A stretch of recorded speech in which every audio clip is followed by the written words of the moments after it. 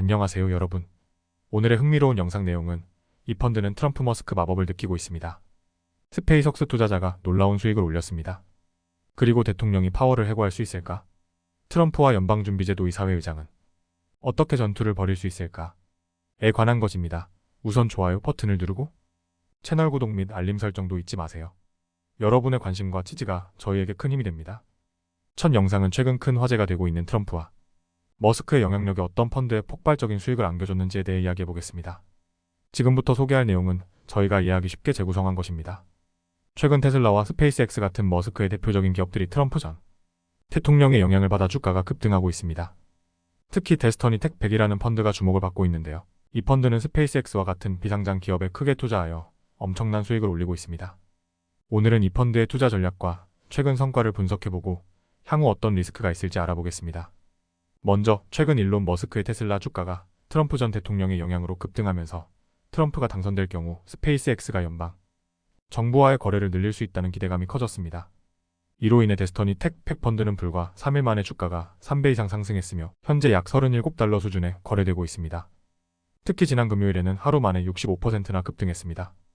이 펀드는 비상장 기업에 투자하는 독특한 구조를 가지고 있습니다. 포트폴리오의 약 38%가 스페이스X 주식으로 이루어져 있으며 그 외에도 인공지능 기업 오펀AI, 디지털 결제 기업인 REVOLUT, 그리고 게임사, 에픽게임즈 등 미래 성장 가능성이 큰 기업에 투자하고 있습니다. 이제 월가 전문가들이 예상하는 향후 IPO 가능성에 대해 살펴보겠습니다. 많은 투자자들은 2025년부터 비상장 기업들이 상장하는 문이 열릴 것이라 예상하며 이는 데스터니 텍 100 펀드에 긍정적인 영향을 미칠 수 있습니다. 하지만 스페이스X의 경우 머스크가 상장을 꺼리는 입장이어서 실제 상장이 이루어질 가능성은 낮다고 볼 수 있습니다. 데스터니 텍 100 펀드는 이전에도 주가 변동이 매우 컸습니다. 실제로 올해 3월 이 펀드가 처음 거래를 시작했을 때 주가는 약 $9에서 시작하여 며칠 만에 $100까지 치솟았다가 급락한 적이 있습니다.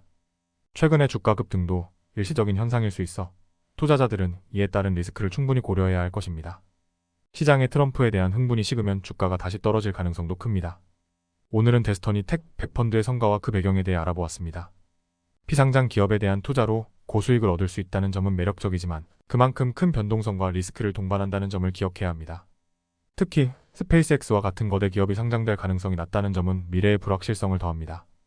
마지막으로 월가의 현재 트렌드와 가치 정치적 변화에 따라 큰 영향을 받는 펀드에 투자할 때는 단기적인 수익보다는 장기적인 관점에서 리스크를 충분히 고려하는 것이 중요하다는 점을 잊지 마세요.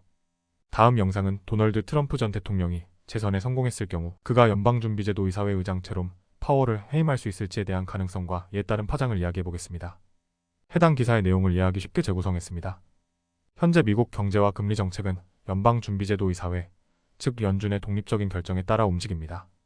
트럼프 전 대통령이 재선되었을 경우 연준 의장 제롬 파월에게 영향력을 행사하거나 그를 해임하려는 시도를 할 수 있다는 분석이 나오고 있는데요. 트럼프와 파월 사이에 벌어질 수 있는 갈등과 그 가능성에 대해 살펴보겠습니다. 트럼프는 경제 성장을 위해 금리 인하를 강하게 주장해왔으며 파월이 이에 맞춰 정책을 조정해주길 원하고 있습니다.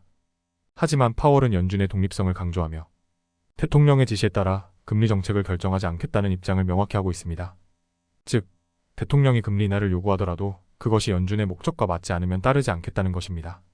그렇다면 대통령이 연준 의장을 해임할 수 있을까요?